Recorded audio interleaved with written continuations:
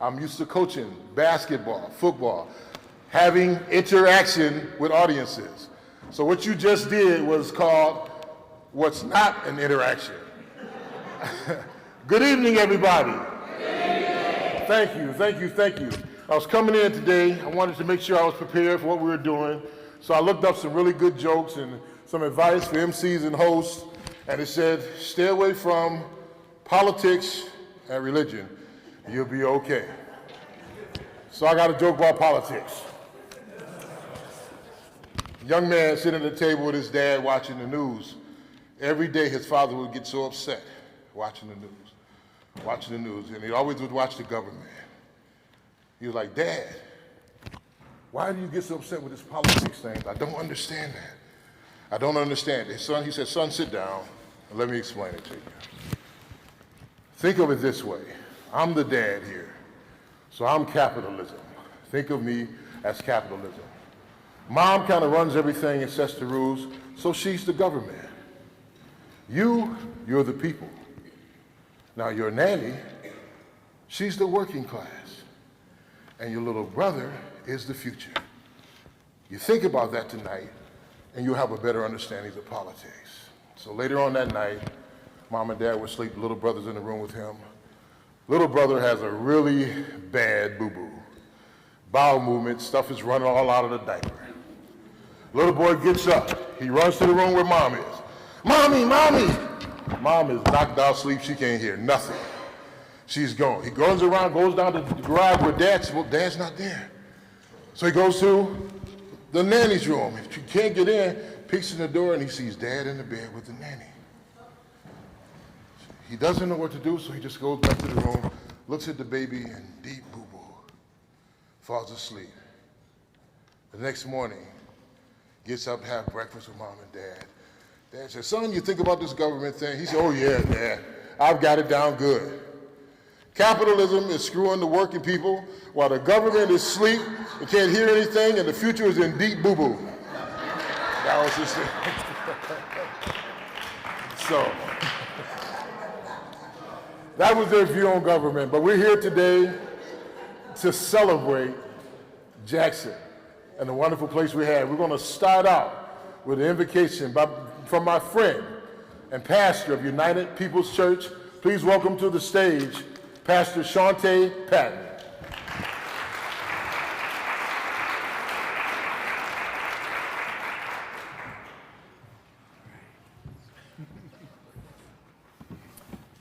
Well, John said we're not supposed to talk about politics or religion, so I don't know what I'm doing up there.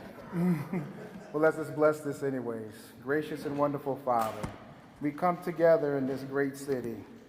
We pray over the plan and the vision and mission of this city. Bless the leadership and let us come in unity to do what's best for our citizens here in Jackson, Michigan. We just thank you and we love you. In Jesus' precious name, amen. Thank you, Pastor Patton. You keep saying short prayers like that, they're going to have you praying all over the city for these type of events like that. Up next, you all are about to be treated. This is a young lady that I've known all of her life.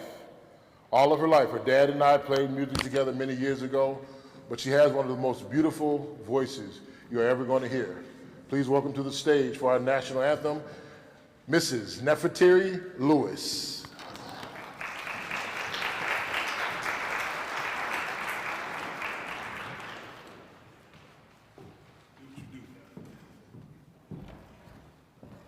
Please rise for our national anthem.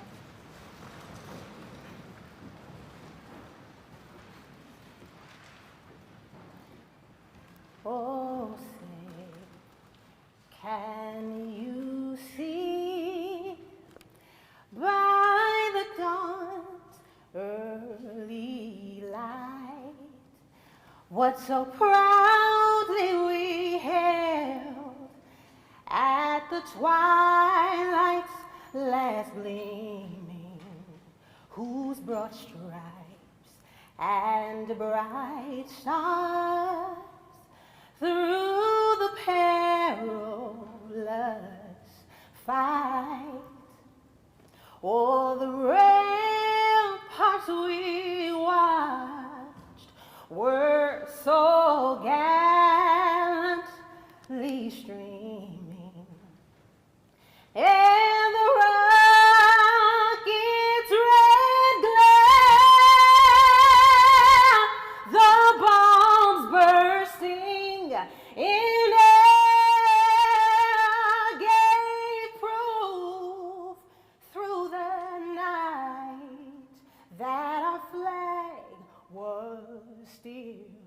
there.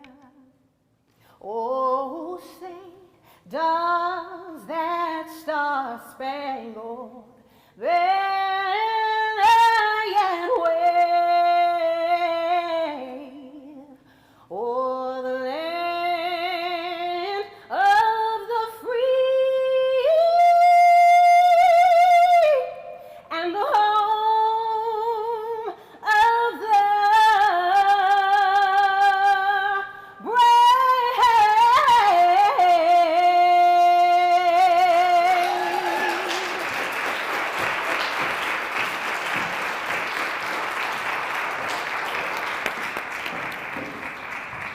Wow, it's amazing. For those of you that you may have heard Nefertiti's voice on some jingles or some TV scene movies in the background. She's done a lot of vocal stuff. We're looking forward to having Nefertiti along with the community choir that she's putting together perform for us in the Juneteenth celebration, June 15th of this year. Up next is we have the Executive Director of the Jackson Housing Commission. Please welcome to the stage, Mr. Arturo Puckering.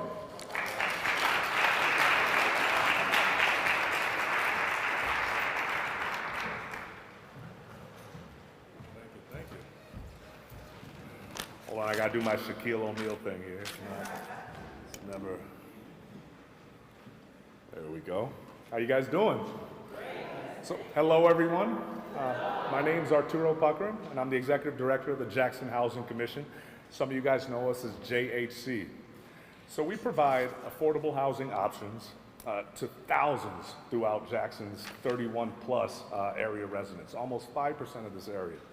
Our mission is to provide safe, sanitary, and affordable housing options for low to moderate income households. To deliver these services with integrity and with mutual accountability, and to create living environments that foster self-sufficiency by really breaking down that barrier to economic opportunity that's housing insecurity. We're gonna be busier than ever this year, and one of the reasons I'm here before you today is tell you that we're proud to be working in concert with the city in this good work. And this year, we'd like to highlight a few key fair housing goals and a few of the strategies to achieve those goals that we're gonna be taking this year alongside all of you. One of the first is going to be to increase and to preserve affordable, accessible housing options. Now, scant affordable housing options, I mean, they continue to create a huge disparity in access to economic opportunity because you need housing first. You need a stable house, stable employment, and with that, you build a stable community. We continue to build, and in this fiscal year, we're going to continue to work with good folks like the City of Jackson's Affordable Housing Development Board, so that we can be a part of ongoing citywide vacant lot strategies that include identifying city property, vacant property, and opportunities for us to develop and continue providing those accessible options. Another thing we'll do is continue to identify interventions needed to encourage multifamily housing development. A big piece of our work as we at the Housing Commission bring folks in, we lift them up and then get them out on that path to self-security.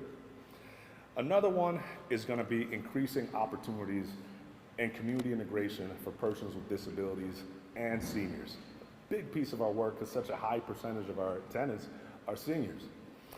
Within this fiscal year, we want to continue community engagement with stakeholders, residents and advocates from the disability communities and seniors to continue participating in regional initiatives that bring forth home modifications for persons with disabilities. We're going to continue to identify opportunities for integration and incorporation of pedestrian-friendly housing developments, but most importantly, to heighten that access to walkability for things like grocery stores, healthcare, public transportation, and so much more. So with that, we'll continue to advocate for inclusionary city zoning policies that make that possible. And I'd like to say in closing, happy spring to all, and to breaking down those barriers to economic opportunity that are so heavy with housing insecurity. Just happy to play that role. One home at a time as neighbors helping neighbors.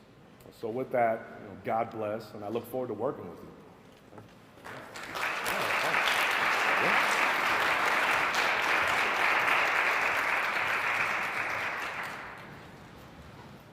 Thank you, Arturo.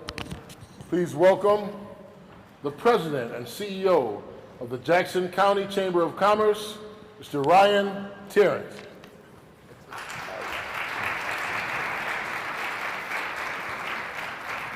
Thank you to Commissioner Willis.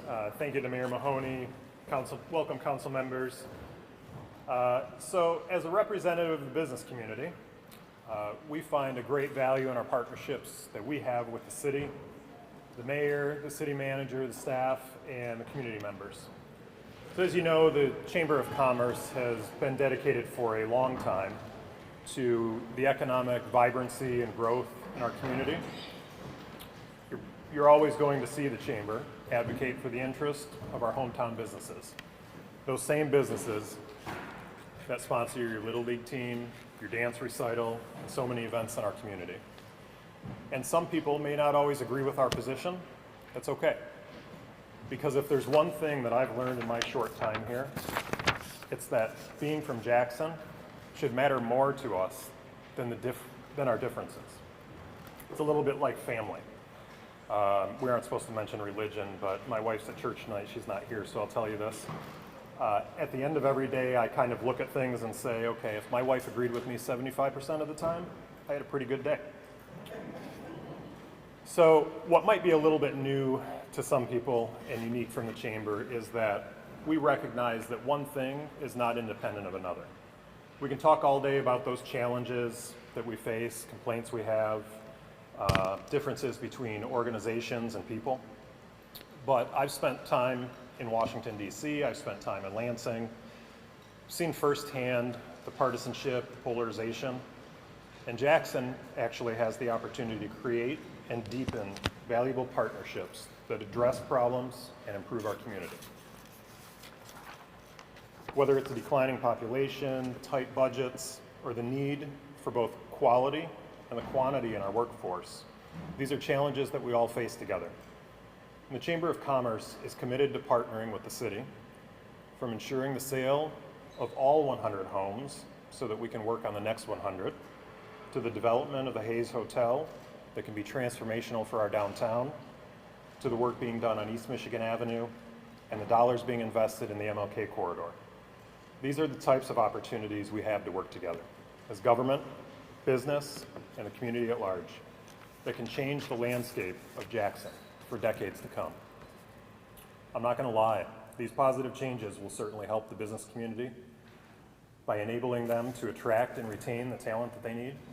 But if we've learned anything, it's that change and economic prosperity propels a community even further when that prosperity is widely shared in a community. We'll spend the coming years working with many of you to create an environment that sees a rise in the number of citizens with degrees and certifications that provide us opportunity for further economic growth as a community and individuals. I look forward to hearing about the accomplishments of the city tonight and where we're headed. And I want to thank Jonathan Green and Mayor Mahoney for the relationships that we've developed in my first 6 months here at the Chamber. I look forward to continuing to work with the city and both of you on our shared goals for the community. Thank you.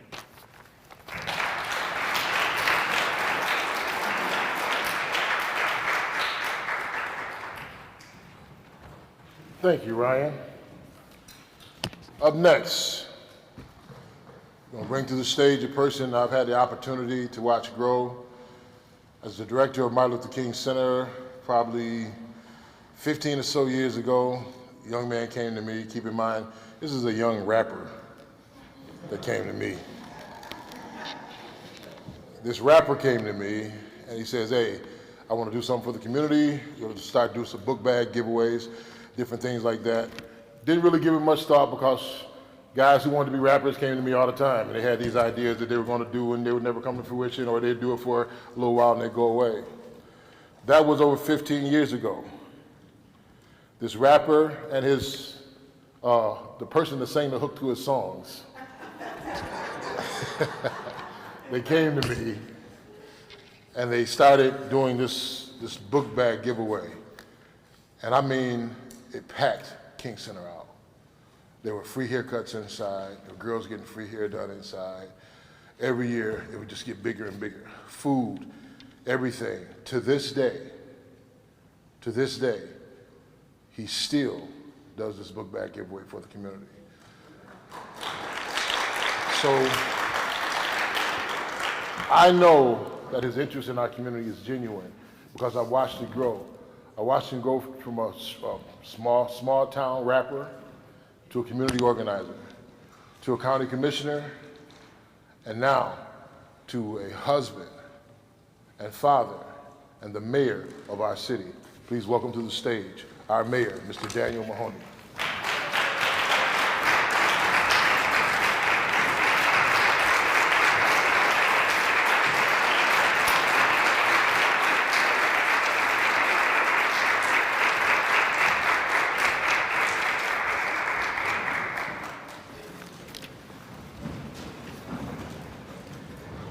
Got all these microphones up here, y'all. I don't know where to set my stuff at.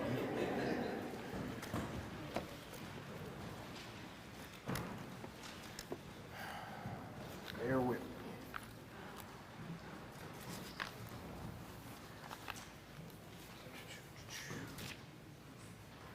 Good evening. Good evening. Now, I know John warmed y'all up a little bit already, but I know y'all got a couple more ounces and a couple more octaves of energy for me tonight, so that this can go down as the record for the fastest state of the city that there has ever been in the city of Jackson. So work with me here so we can get up out of here, okay? Good evening, everybody. Good evening. Okay, that's a lot better. I knew my daughter was gonna be the loudest one, because she is every time we do this.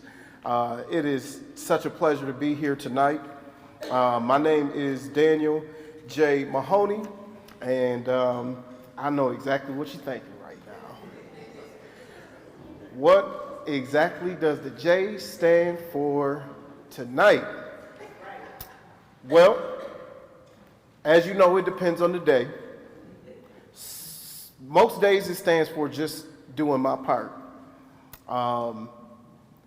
Earlier today, it stood for, I'm just trying to get my speech finished. Please stop calling my phone.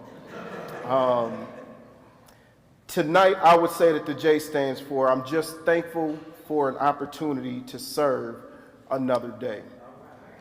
But my mom is the front row, and she would tell you that the J stands for Jermaine. I want to start by saying thank you to God for instilling in me the heart to serve others. I truly feel like it is my life's calling to be of service to other people, and this just happens to be the lane that I'm best in public service. So I'm very grateful. I do a lot of studying on leaders of the past, and Zig Ziglar is one of the people who I really appreciate all the words that he says. And Zig Ziglar said that you can have everything in life that you want if you help other people get what they want. And I believe with my whole heart that that is true. Want to thank you all for being here. You could have been anywhere else. There's several other meetings going on right now. You could have chose to stay home. You could have chose to go to sleep. You could have chose to go anywhere else in the city of Jackson or out of town, but you chose to be here with us today, and I appreciate that very much. Want to give honor to my wife and my children, my daughters, who are always sacrificing. My oldest daughter turned 15. I let her drive my car, y'all. Not the family car, but my car. If you know me, you know how much my car means to me. I let her drive it. Brother Darius, not just drive it, but she drove it at night. My heart, she old enough to drive. She's 15. My third daughter, her birthday is actually tomorrow, so happy birthday to my girls, and I love all 5 of you very much.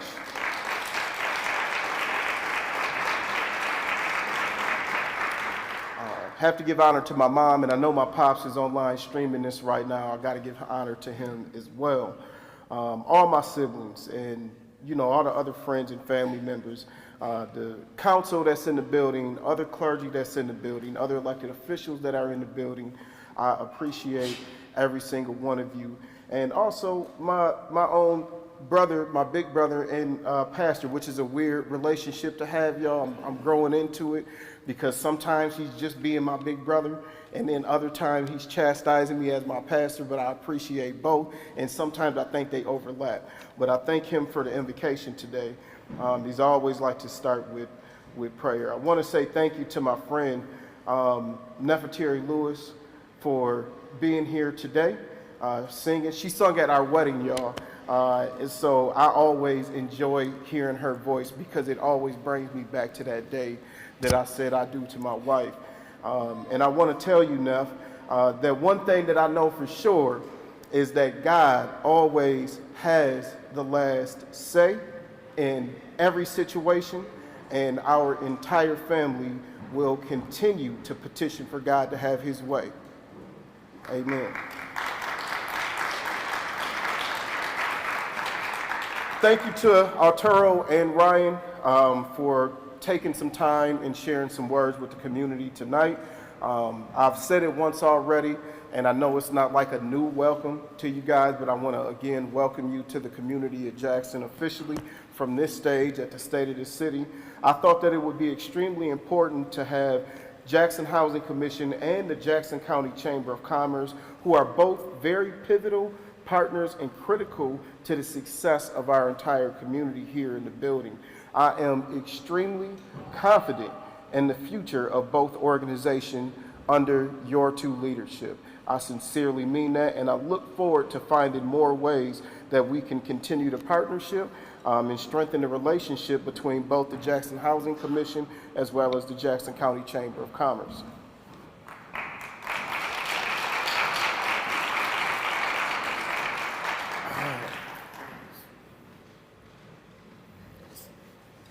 So Jackson, I had to check my watch to see exactly what time it was. It's an honor to be here tonight.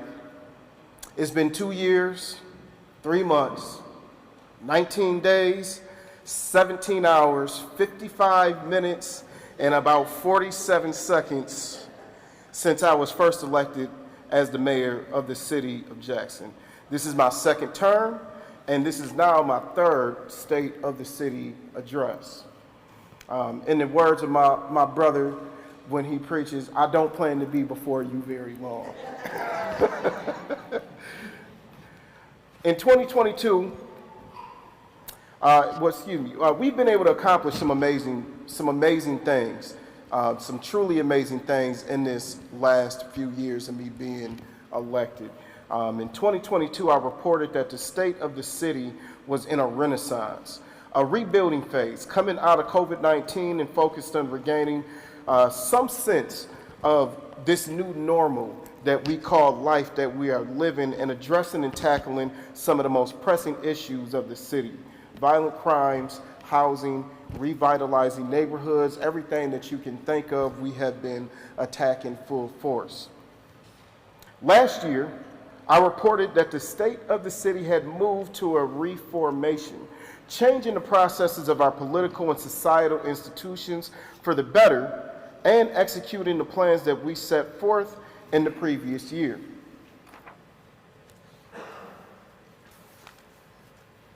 Today, Jackson, I stand before you to tell you that the state of the city of Jackson today is more resilient than it has ever been, and ready.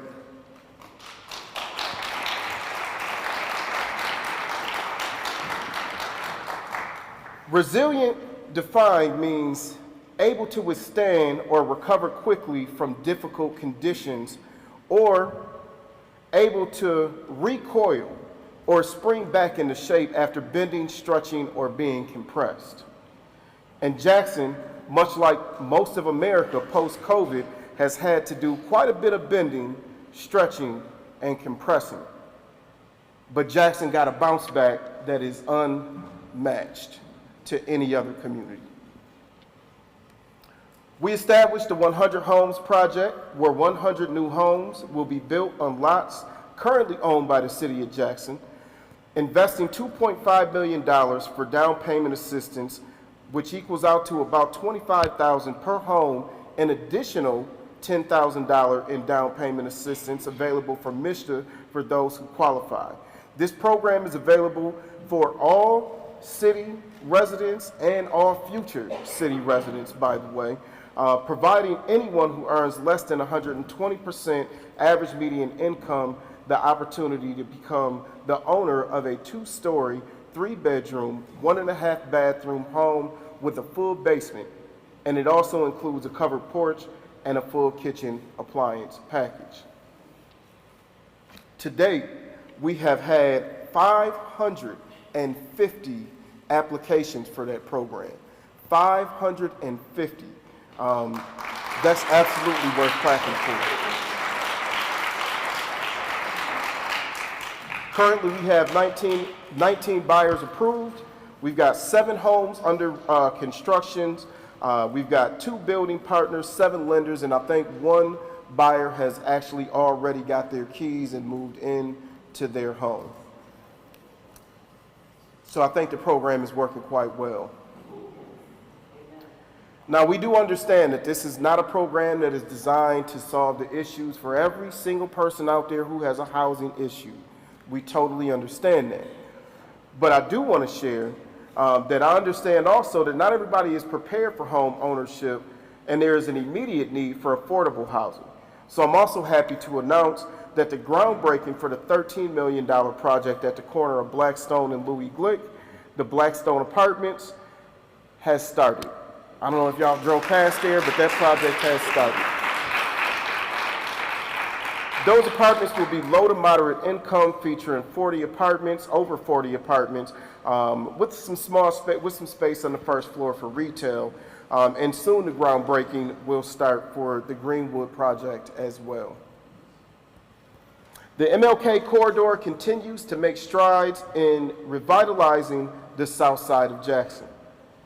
Recently, we created an entrepreneur grant fund awarding $250,000 that has already been injected into the businesses on the south side. 5 businesses were awarded. They have already received their money and started utilizing that money to better their businesses.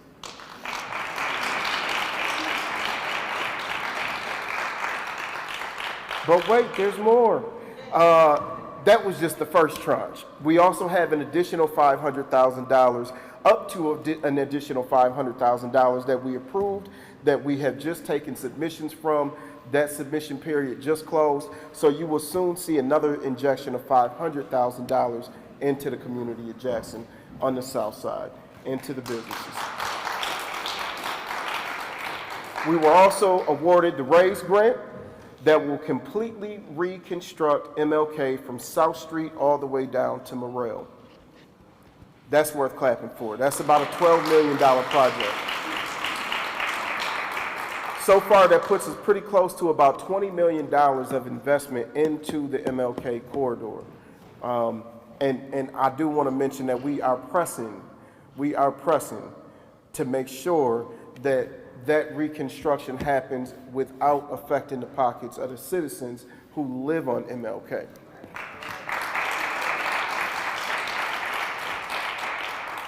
Public safety is generally the #1 concern of every citizen. I've knocked thousands and thousands of doors over my time frame of being an elected official, and that is always the #1 conversation. What are we going to do to make the city of Jackson more safe?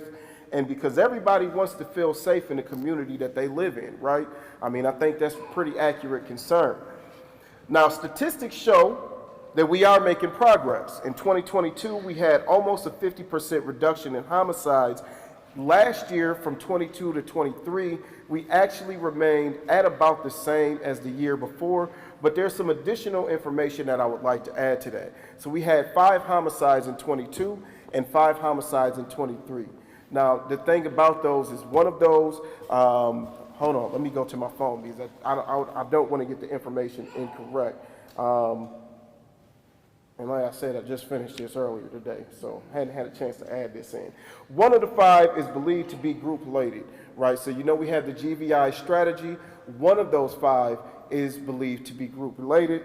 One of the 5 is still open and being investigated, and 1 has not been charged yet. Now, there were 3 arrests made in the 5, so that means that our law enforcement are doing their job, right?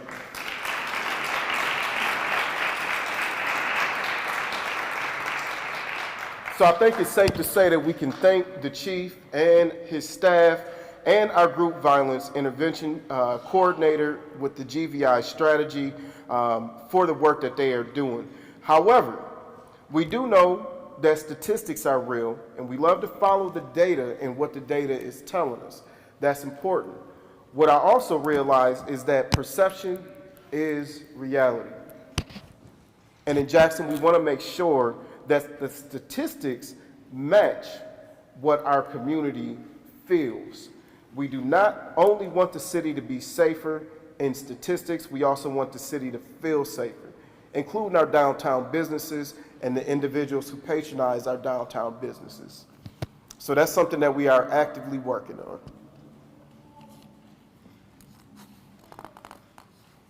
We have continued to make investment in our parks and trail systems, with improvements made on the MLK Equality Trail, soon to be finished, the newly renovated Booth Center, Optimist Park, refreshed the putt-putt golf. Has anybody went by the putt-putt golf lately? Nobody? Y'all drive by Ellis Sharp? Y'all live in Jackson? Y'all still with me here? Go by Ellis Sharp so you can see the putt-putt golf, so you can see how much work is being done over there to revitalize the putt-putt golf at Ellis Sharp Park. That's one of our biggest used attractions outside of how much I actually golf at Ellis Sharp Golf Course. So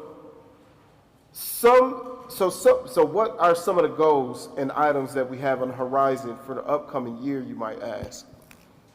Well, we plan to continue to produce the great work that you've seen over the last few years and also pick up on some of the projects that we set out to complete last year.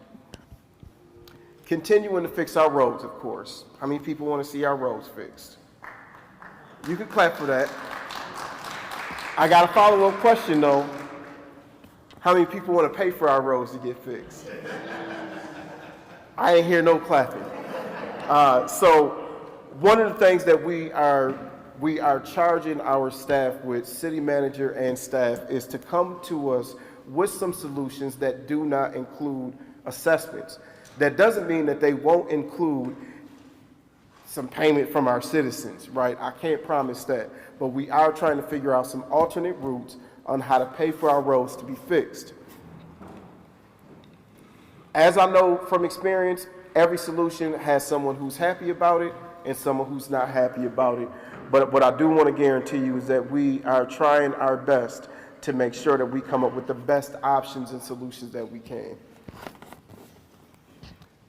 One of the things that I talked about last year that we just didn't quite get around to getting to was the creation of a broadband task force to be able to create a plan and details on how the city of Jackson can assist in closing the digital divide in Jackson and seek funds from the $42 billion federal grants that are available. This is a very important initiative for me because I know how critical it is for everyone to have access to broadband internet.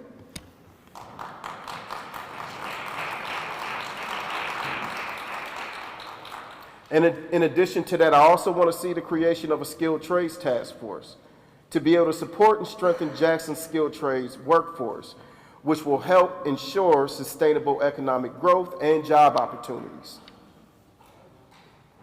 We will have a continued focus on attracting a grocery store to the south side. You might be asking why, and the reason is because everybody deserves equitable and quick access to fresh foods.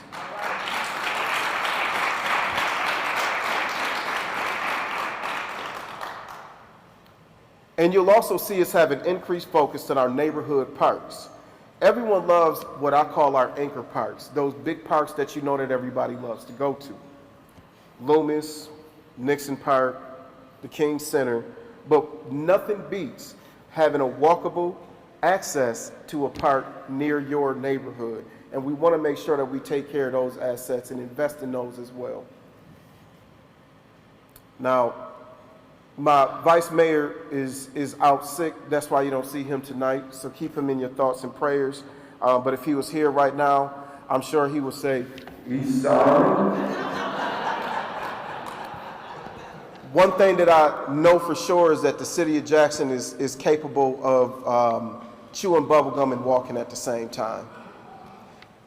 What I mean by that is just because we have one project happening does not mean that we don't have the capability to start another project that's just as important. With that being said, one of the initiatives that we have that is under development right now that you will see actively on our agendas to have discussions about is the East Side Economic Development.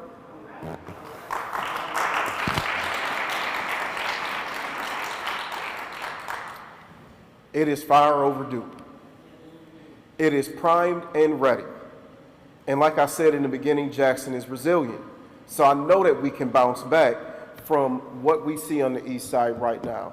It has the most available commercial space that is untapped and unused in the community, and we need to reactivate that space. We need to make sure that we are investing in that part of the community, and we have the partners in the community to make sure that it will happen.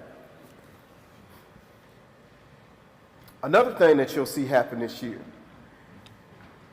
is the development and redevelopment of this space that we're sitting in right now. The new city center and community kitchens, we just passed the agreement for Mercer to do all of the work on this building. Almost $3 million. So the community kitchens will be downstairs. One of the things that I'm sure you may not have noticed that disappeared is the set of stairs that used to be right over there. That's no longer there right now. I don't know if you guys have been in the building since that set of stairs was right there. This space will be white boxed and available for use for the community and other purposes. And then the downstairs will have the ability for individuals to utilize the kitchen for all of the growing food businesses that we have in the community, and also for some of our downtown businesses to be able to do training, because you know we got some great restaurants and some great food businesses that need this as a resource.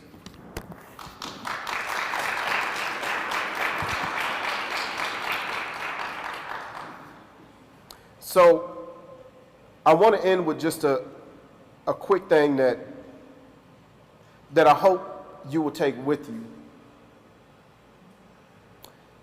I was watching some reels on Facebook. That's what I go on there for. I don't like going on there to see nobody's business. I like to see some videos, some inspiration, something to help keep me going, right? And there was a gentleman who was talking to another gentleman about the difference between believing and knowing, right? And this stuck with me, and that's why throughout this whole speech I've been saying I know. Not I believe, because I definitely believe in Jackson also, but I know it's so much more powerful, right? And when he broke it down, he said, you believe, that's great that you believe, but you got to know, right? And this gentleman is trying to figure out, well, what is the difference? They sound so similar, right? And he said, okay, do you believe you are a white person? Do you believe you are a black person? He said, yeah, well, yeah. And he said, but how do you know? And he said, well, that's because what I've been told. Okay, well, do you believe that you're smart? Well, yeah. Well, how do you know? Because that's what I've been told. And he said, do you believe in your parents or do you know them? And he said, no, I know my parents. Do you see the difference? Right? And then he said, you have to relate that back. And we ain't in church, but we're gonna go there. He said, you have to know God, not just believe in him, right? So you have to know what you believe in. It makes it so much more powerful. So when we talk about projects like, is the Hayes Hotel actually gonna happen? I know it's gonna happen. I know it's gonna happen. Because I know people don't invest several $1 million and then just leave it on the floor. I know that. I hope that sticks with you, that you have a deep understanding of the difference between believing in Jackson and knowing that Jackson is resilient and ready to move forward in progress for the future and the benefit of everyone in Jackson.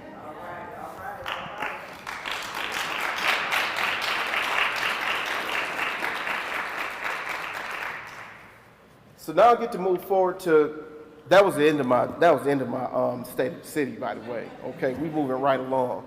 I told y'all this is gonna be real quick tonight. I'm right on track. It's 6:58. So now I get to move on to what's becoming like one of my favorite parts of the state of the city.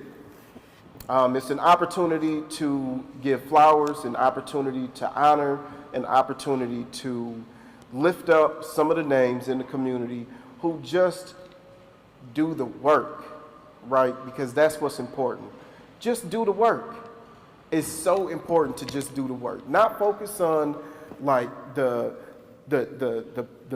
negatives and the outcomes, but just focused on doing the work. And every year I take the same process to ask, who should we give the key to the city to? Last year when I brought the names up, it was really, really simple. And this year was no different. So I'm excited for this. And I'm excited because both individuals got to be here. So, you know, sometimes, and I don't know if this has happened to you before, but sometimes when you are deep in the woods, you can't see the forest. All you see is the trees in front of you. Have you ever had that feeling? You've been so deep and entrenched in an issue that you can no longer even see like the greater view of the issue. All you can see is the problem that was in front of you. Well, in 2020, and I know Commissioner Darius Williams will closely identify with me because he was right there in the woods with me. In 2020, I was deep in the woods. I don't think this is when I first met this individual, but it was probably the most pivotal interaction that I had with them and a moment that stuck with me forever. We were trying to pass a resolution to declare racism a public health crisis, which seems like it would be simple to agree with. It would have been a historic night for the city of Jackson and the county of Jackson. Instead, it was a historic night for the city of Jackson and a historic night in a different way for the county of Jackson at the time. And the resolution not only failed, but a different resolution was actually passed. And the following day, I got a text message from this individual. And the text message that I received read, Dan, which I don't let a lot of people call me Dan, so don't try me after y'all leave here. Tasha called me Dan. I gotta like you a whole lot to not correct you if you call me Dan. She texted me and she said, Dan, for many years I have had this hanging in my office. There are some defeats more triumphant than victories. And then she said, it took me some years of experience to learn the wisdom in this. And I've been be honest, that moment I was personally offended, I was personally hurt, and I didn't want to hear that. It's not what I wanted to hear, but it was absolutely what I needed to hear.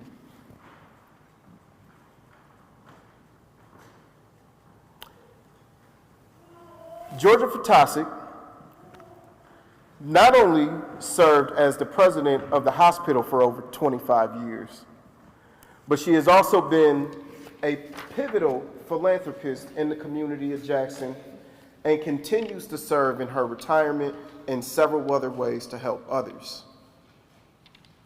Georgia, it is my pleasure to present to you what I would consider the highest honor and award in the city of Jackson, the key to the city.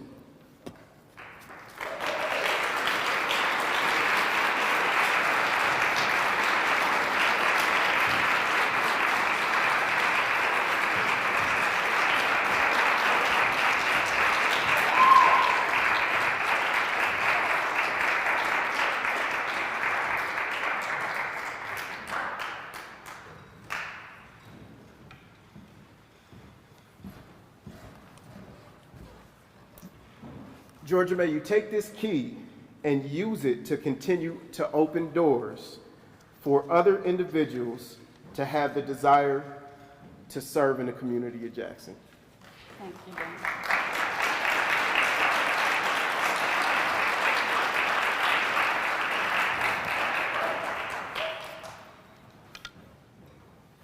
I really appreciate having this key, and I will use it as inspiration. Travis and I moved here from Texas over 30 years ago on a 5-year plan because we wanted to experience living in the North. And we wanted to see how stalwart we were.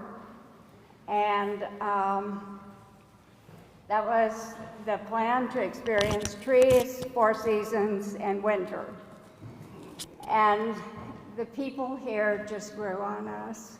And it didn't take long for us to realize that this was home. And so many of you all have woven your lives into the fabric of our lives, and we've been transformed.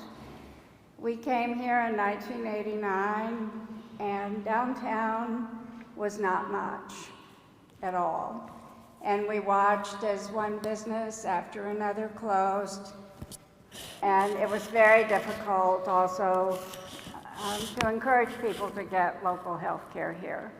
People felt if they had the opportunity that they needed to leave town. And we fast forward these years and think of how much we've accomplished, and yet, as Ryan said, how much more we have to do. Many years ago, I read an article on Detroit that I shared with then Mayor Dennis Archer. And the writer of this article said, "You cannot be a suburb of nowhere." And what he meant was that the Tri-County area would never achieve its full potential if Wayne County, and particularly Detroit, didn't also. And I think the same thing, Mayor Mahoney, is true of our city and also the city council members. The townships and the villages cannot succeed without the core of this city being successful. So your vibrancy, the vibrancy of your strategies and willingness to collaborate with other agencies in government, because we have so many in the county, and also with businesses, nonprofits, business development, such as the Chamber and the Enterprise Group, is really going to be the core, I think, for the next stage of Jackson's advancement. It's easy for us to be seen as a stop on I-94 because we're so surrounded by very successful communities, but I really believe also that by working together, we can achieve success and be the best Jackson around. And this key, Dan, really inspires me to want to do more, so thank you very much.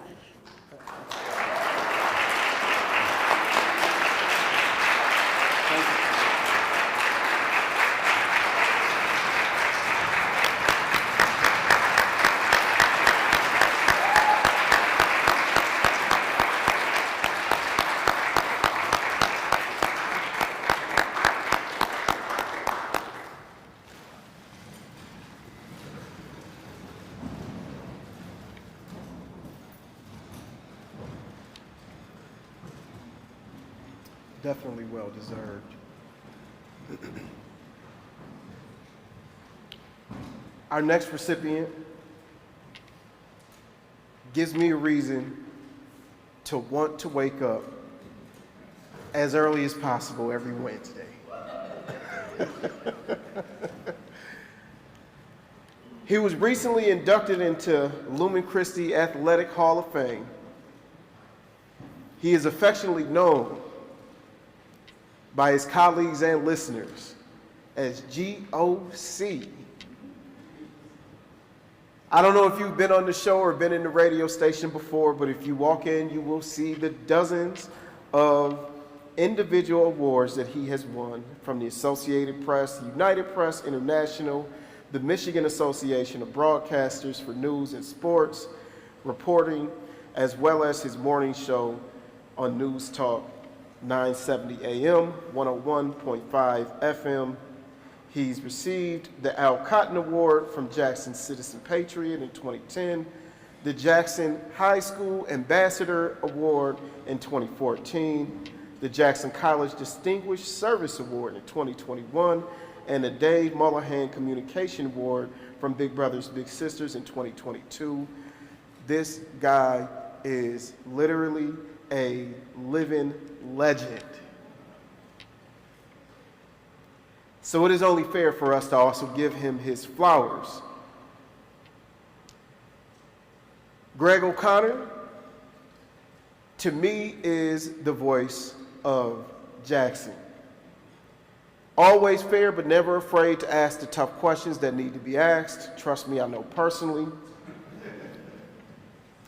And he is a man who truly loves the city of Jackson. So it is my pleasure to present to you, Mr. Greg O'Connor, what I would consider the highest honor and award of the city of Jackson, the Key to the City.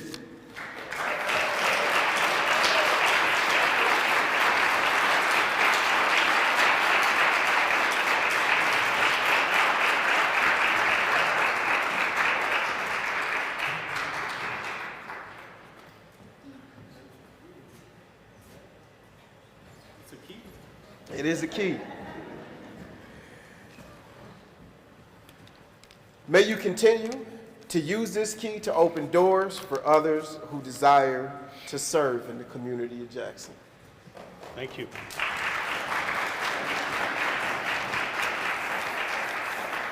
Real quick here, give me 1 minute. I would like to thank the Academy. I always wanted to say that.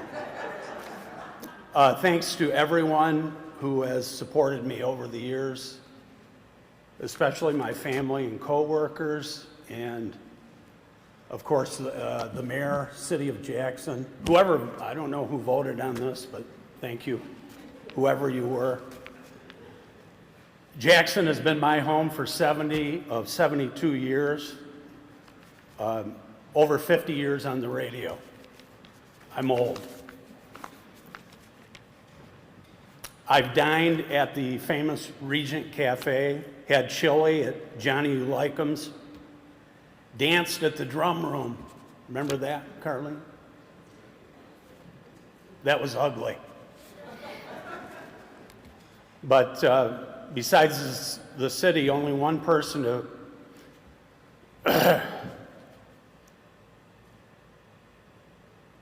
thank for it. Any of my successes, and she's a beautiful person, my wife, Teresa.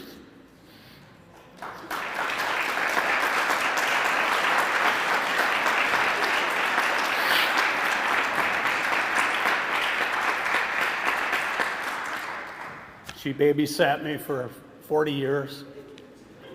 In the last 2 years, were very traumatic with health issues, and I would have never been here tonight without what she was able to do for me. Teresa, you're the best, and we love you. Thank you.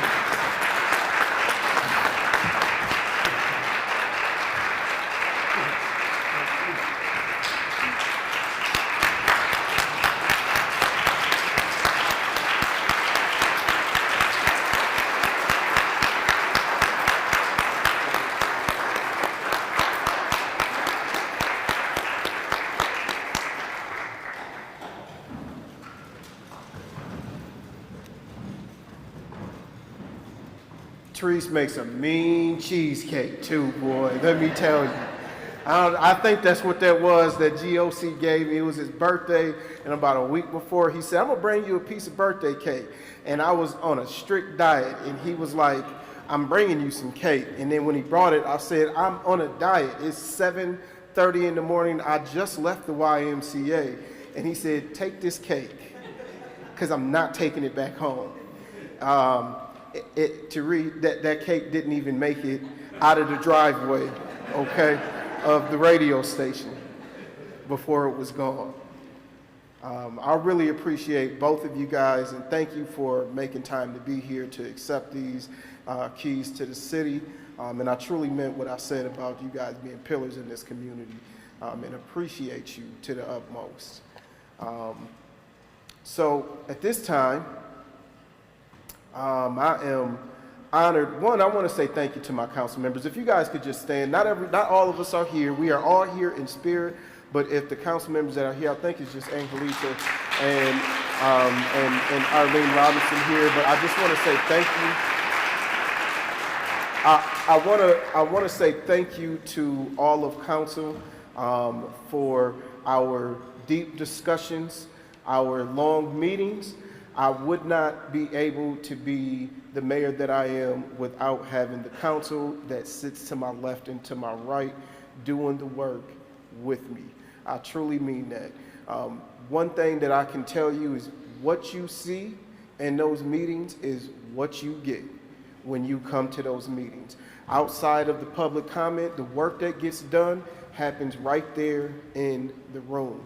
And you don't understand, after 10 years of being in this service, how much that truly means and is valuable to the community of Jackson, that the work happens right there in the room, right in front of you to see. The work happens right there. So thank you so much for sacrificing and serving the city of Jackson and serving alongside of me. I feel very confident when I walk into the room that positive things are going to happen by the end of the night, even if the night turns to the morning.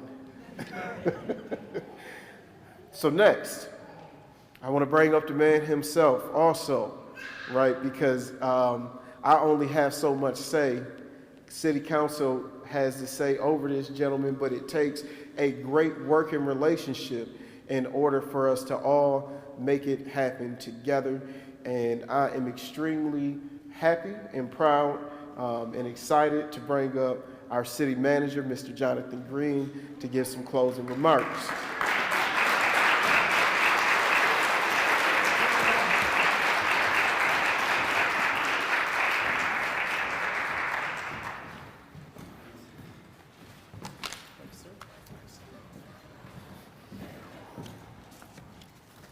Well, thank you. And thank you for council for the opportunity, the mayor, to speak with all you tonight. And it might sound cheesy, but thank you for the continued opportunity to work as city manager in Jackson. It'll be the hardest day of my life when I get tapped on the shoulder and told it's time to move on. It would devastate me. This is a community, it's now my home. I love it with all my heart, and I love all the people in it, and I am proud to serve you all. It's on you, but it's not about you. At the City of Jackson, every employee is a leader. Every single member of our team is allowed and expected to take charge of what they're doing, seek collaboration with other staff, make common sense calls to address issues, prioritize what needs to get done, and look for ways to train and include others in all of our work. And this, to me, just makes sense.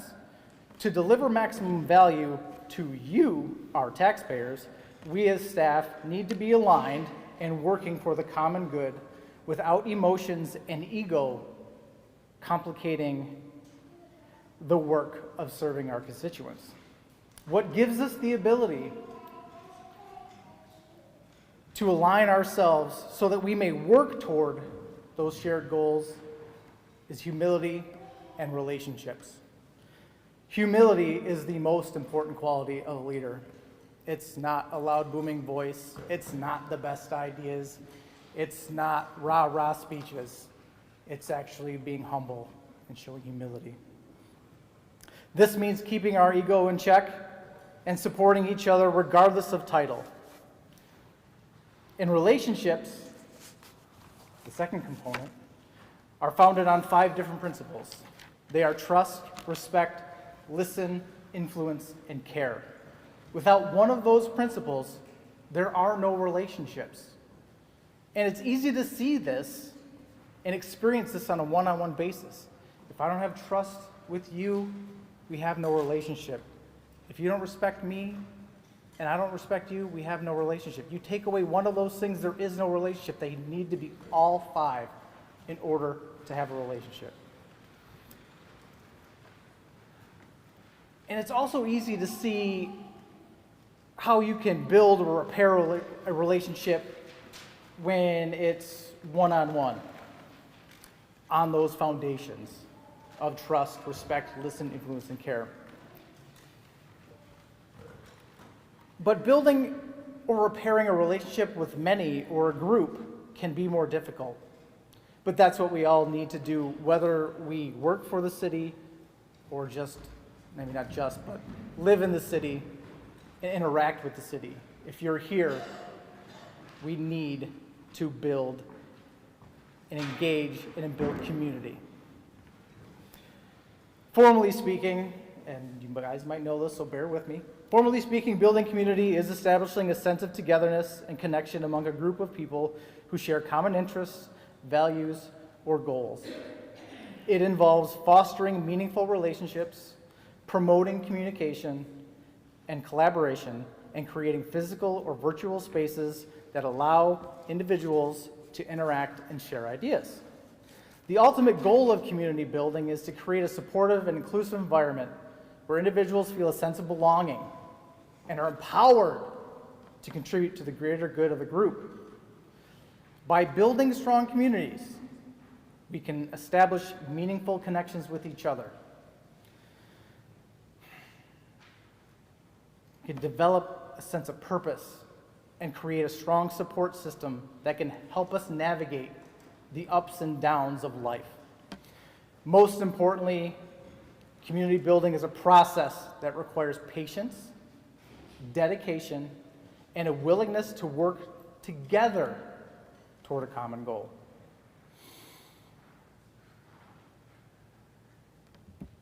But to do that, we must be engaged. We must take responsibility to inform ourselves and involve ourselves in the lives and open ourselves to the viewpoints of others. Agreeing to disagree doesn't make our community better. It's not an example of a responsible citizen. We need to keep pulling the thread of alignment and work hard to find the common ground through which we can build community.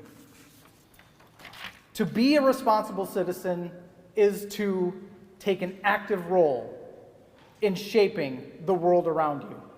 By being engaged, respectful, and compassionate, you can create a better future for yourself, your community, and the world. A responsible citizen is also actively participates, not 3 minutes of stand-up comedy a couple Tuesday nights per month. That's not a responsible citizen.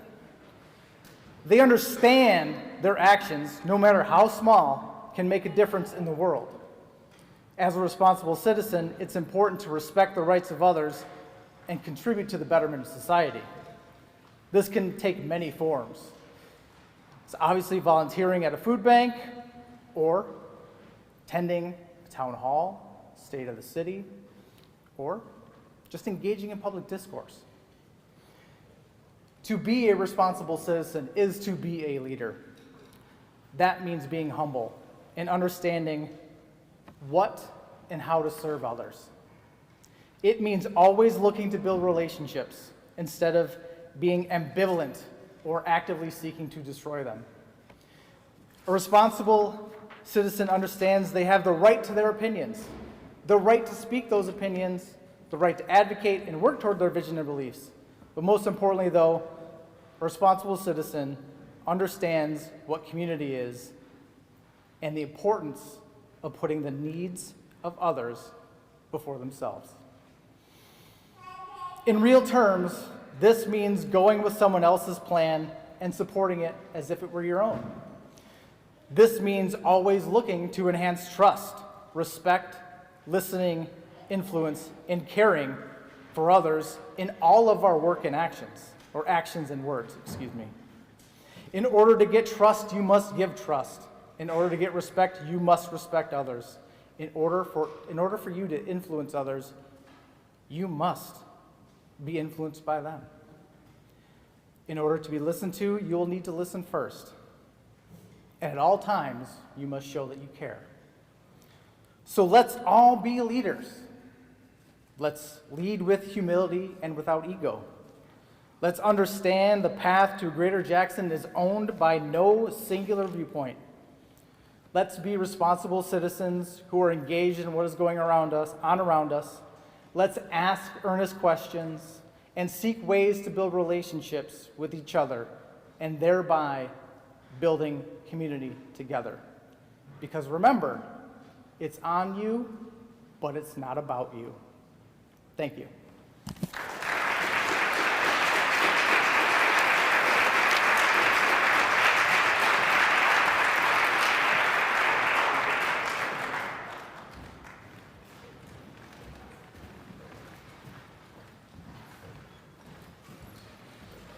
One more round of applause for our speakers.